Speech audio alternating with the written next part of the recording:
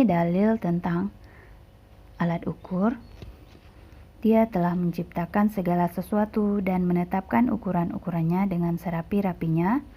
Quran Surah Al-Furqan ayat 2. Alat ukur panjang yang akan kita bahas kali ini ada beberapa di antaranya. Yang pertama, meteran saku, meteran pita, penggaris atau mistar dan roll meter. Meteran saku biasa digunakan oleh para tukang untuk mengukur panjang kayu atau lebarnya. Kemudian meteran pita biasa digunakan oleh para desainer atau para penjahit pakaian untuk mengukur panjang kain dan sebagainya. Sedangkan penggaris atau mistar biasa digunakan oleh kalian pelajar atau siswa ya, juga para pekerja kantoran. Dan selain itu adalah roll meter yang biasa digunakan oleh para ahli pengukur tanah.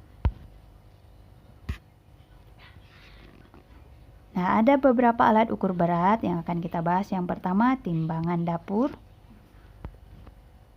timbangan emas, timbangan duduk, dan timbangan berat badan. Timbangan dapur ini biasa digunakan oleh ibu rumah tangga atau para pedagang ya untuk menimbang bahan makanan atau sayur-sayuran. Kemudian timbangan emas biasa digunakan untuk menimbang berat emas di toko emas. Selain itu, timbangan duduk biasa untuk menimbang benda atau barang-barang yang berat, contohnya beras, dan biasa digunakan di pabrik-pabrik ya. Selain itu, yang terakhir adalah timbangan berat badan, tentu saja untuk mengukur berat badan. Nah, jenis-jenis satuan terbagi atas dua, yaitu satuan baku dan satuan tidak baku. Satuan baku adalah satuan yang standarnya telah disepakati oleh Sistem Internasional atau SI. Contohnya meter, kilogram, sekon, dan lain-lain. Sedangkan satuan tidak baku tidak sama atau tidak berlaku secara internasional.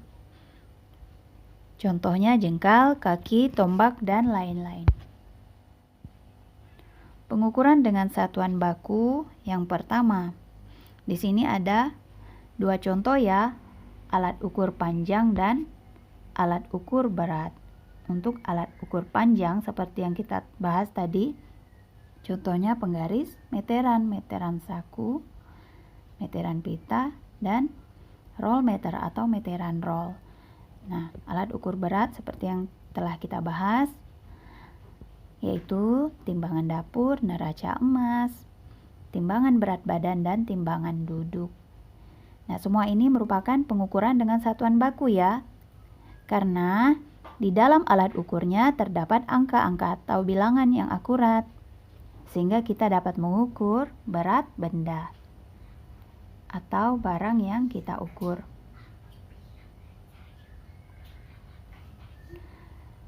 Nah, bedanya pengukuran dengan satuan baku dan tidak baku. Untuk pengukuran dengan satuan tidak baku, alat ukurnya kurang akurat ya, karena tidak terdapat bilangan di dalamnya. Hanya berdasarkan perkiraan, biasanya menggunakan anggota tubuh seperti jengkal tangan, depa atau dua tangan direntangkan, langkah, yaitu satu langkah dihitung apabila kita berjalan dengan langkah yang besar ya.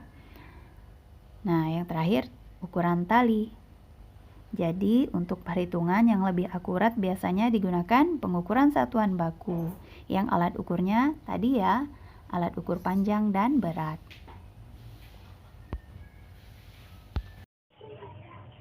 Demikianlah video pembelajaran kali ini.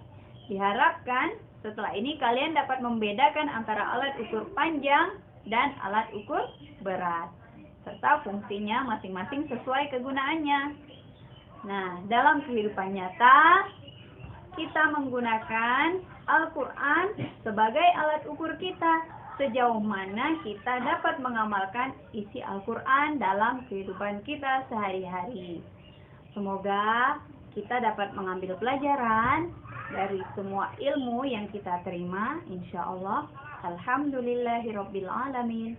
Subhanakallahumma wa bihamdika asyhadu an la ilaha illa anta astaghfiruka wa atubu ilaik. Wassalamualaikum warahmatullahi wabarakatuh.